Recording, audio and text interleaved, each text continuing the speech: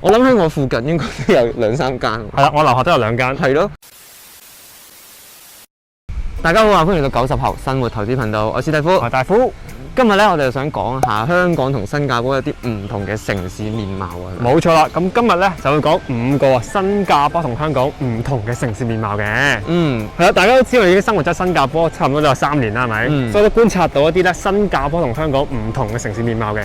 咁咧有啲都幾有趣啊，覺得。冇錯啊，咁有陣時咧不知不覺之間咧，我哋都可能融入咗喺新加坡嗰個文化裏邊咯，係嘛？好啦，事不宜遲啊，我哋即刻講第一個嘅城市面貌不同喺邊度先。咁第一個咧就係新加坡人咧好中意着拖鞋。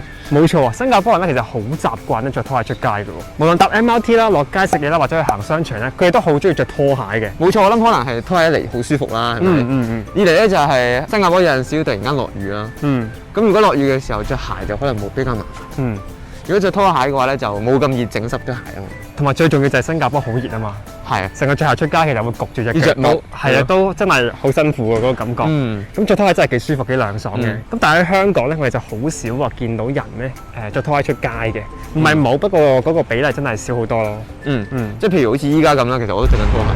冇錯，係啦。咁可想而知咧，其實着拖鞋咧真係好 common 嘅喺呢度。冇錯啦，咁我哋都喺呢邊生活咗幾年啦，其實都不知不覺間咧，俾當地嘅一啲人影響到啦，就係依家好中意着拖鞋出街。係啊，其實真係好舒服嘅喎。係啊，即係譬如大夫揾我出去食飯咧，我都着拖鞋。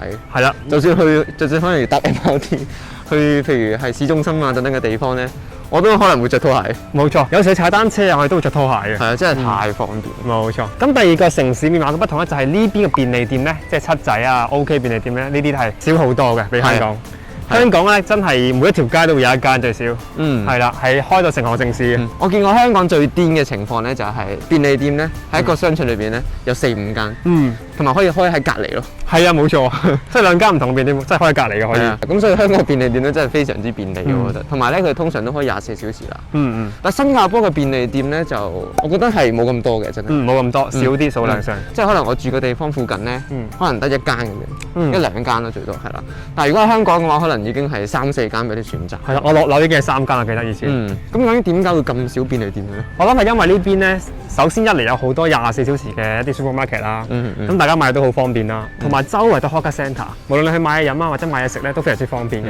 咁其實變相就唔使咁多便利店啦，同埋便利店一般價錢咧都係貴啲啊嘛，係咪先？咁呢個真係比較特別嘅城市面貌喎，因為喺香港咧我就比較少見係supermarket 咧開24小時，好少咯，真係好少。通常都係10點啊、11點咧就閂門。冇錯冇錯。但係新加坡咧唔難揾嘅24小時嘅超市，我諗喺我附近應該都有2、3間。係啦，我樓下都有2間。係咯，可能分分鐘比便利店咧方便好多，因為大好多，同埋都係揀啲，又平啲，係啦，咁所以咧呢個真係非常之唔錯嘅。好啦，嚟到第3個啦，咁第3個咧就喺新加坡嘅樓咧，普遍咧係矮啲嘅。冇錯，係啦，喺香港嘅話，其實啲樓咧普遍都 at least 我諗都30樓嘅。係啊係啊，係啦，30、40樓㗎啦，係啦，走唔甩㗎啦。普遍 HDB 通常都係20層左右㗎啦，係咪先？但係有啲 condo 咧，其實都唔過20層嘅，好似我嗰邊咁都係得個4、5層嘅啫，啲細 condo。係啦，我哋之前住嘅 condo 咧都係得4、5層啦，最高嘅話都可能有30層。係啦，但係真係好少見30層。有可能嘅原因係因為我哋住喺東面啦。咁東面咧近機場，可能就要矮啲一啲樓。我唔知西面係咪都係咁矮啦啲樓。喺東面我哋見到嘅嘢咧就係啲樓好矮，普遍係矮過香港好多。同埋咧新加坡嘅樓咧，我唔知有冇發現啦，係冇咁密集嘅。好似係喎，即係空氣好流通，你見到啲風咧不斷喺度吹緊我哋。係啊，同埋特別 HDB 樓下啦，最大嗰層咧係全部都通㗎。係啊係啊，即係啲風係好流通啊。可以泊單車啊等等嘅嘢啦，同埋呢個位咧，我哋依家行緊呢度咧，其實都係 HDB 樓下嚟。冇錯啦，你見到幾大個公園咯，行幾多行唔掂。係啦，係啦，咁所以咧呢個規劃咧，我覺得係唔錯嘅。但係喺香港咧，如果係講公屋嘅話咧，真係好密集。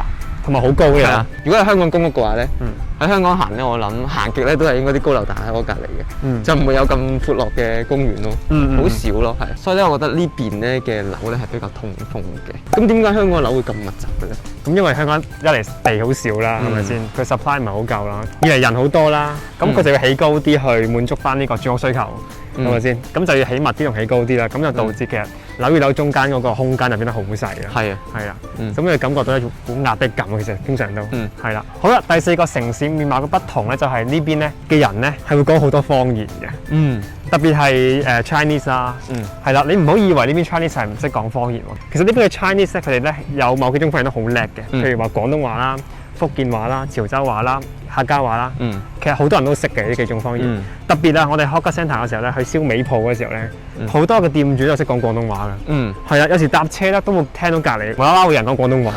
係啊，所以唔好以為喺人哋面前講廣東話咧，佢會聽唔明。其實咧，特別老一輩嘅人咧係會聽得明嘅。係啊，同埋除咗老一輩嘅人之外咧，馬來西亞人咧嘅語言天分咧都好犀利喎。冇錯冇錯。咁所以大家喺新加坡講嘢嘅時候咧，就小心啲啦。係啦，廣東話都小心啲㗎啦。但喺香港咧就好少見呢樣嘢。譬如話你唔會無啦啦喺街度聽到人哋講方言㗎嘛，係咪先？因為大家嘅溝通都係廣東話啦，就好少話用其他話嚟溝通嘅。但係新加坡就好唔同嘅，即係你可能去到邊度都聽到人哋講唔同嘅方言啦。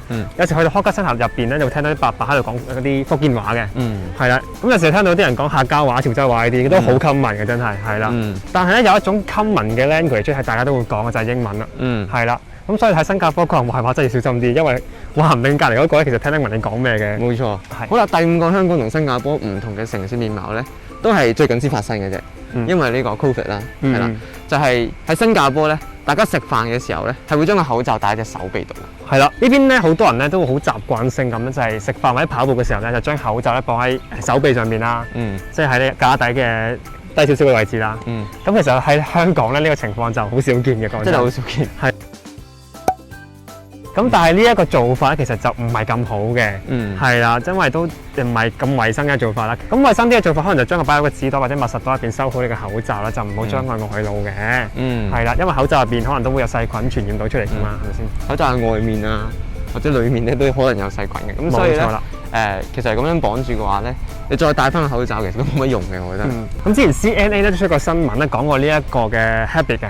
即係呢個綁口罩喺呢個啱上邊嘅 habit 嘅，其實就真係唔係咁好嘅。咁大家有興趣咧，都可以去睇翻嘅。仲有一個特別嘅城市面貌咧，就係關於車嘅。係啦。咁呢個城市面貌咧，香港就比較少見嘅。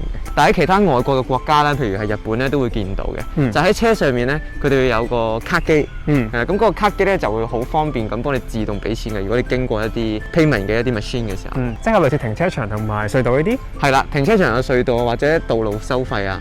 係啦，只要你慢慢行過去咧，bid 咗下咧。咁你就可以過啦，咁就其實收咗錢㗎。我覺得好方便喎。係啊，呢架機咧嘅好處咧就係喺 peak hour 嘅時候咧，就冇咁易塞車，因為大家都係自動唔使揾卡啊，跟住嘟極都嘟唔到啊咁樣咯。係啦，咁所以咧喺 peak hour 嘅時候係非常之重要嘅呢嚿嘢。咁可能我2年都冇翻去香港，唔知香港有冇新加呢嚿嘢啦，係啦。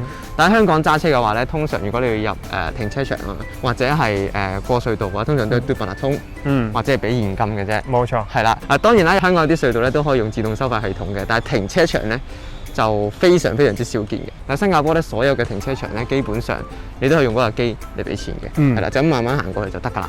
真係超方便呢樣嘢。冇錯。咁唔知大家仲有冇察覺到其他新加坡特別嘅城市面貌咧，都可以 comment 話我哋知嘅。中意呢條片嘅朋友咧，記住啊 like 啊 subscribe 同埋 share 我哋嘅 channel 啦。我哋下次見。拜拜。